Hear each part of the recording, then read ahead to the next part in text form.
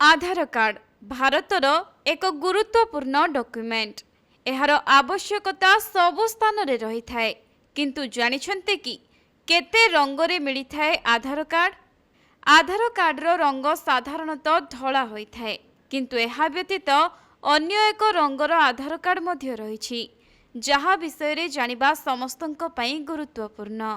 तेबे यूआईडीएआई अनुसायी आधार कार्ड रो दुईटी रंग अछि, गोटिए धला अन्यटी नील। साधारणतः धला आधार कार्ड लोकंकु दिया जाय थाए, आउ पिलामानंक पई रही थाए नील रंगर कार्ड। व्हाइट आधार कार्ड समस्तंक पाखरे रहिथिबा बेले नील आधार कार्ड केवल 5 वर्षरु कम पिलामानंक पई प्रस्तुत होई थाए। एथिपाई बायोमेट्रिक्स मध्य आवश्यक नुहे। तेबे पिलाटी 15 वर्ष बयस न हेबा पर्यंत बायोमेट्रिक अपडेट होई न थाए। ब्लू आधार कार्ड पई शिशुर बायोमेट्रिक तथ्य आवश्यक न थाए। एथिपाई सूचना केवल तांको फोटोग्राफ रु निया जाय। जेतेबेले पिलाटी 15 वर्ष बयस हुए सेतेबेले आंगुठी, आखि एवं मुहर बायोमेट्रिक तथ्य देबाकू पड़ी थाए। जदि एपरी करा न जाए तेबे एही आधार कार्ड अवैध बोली धराजिबो।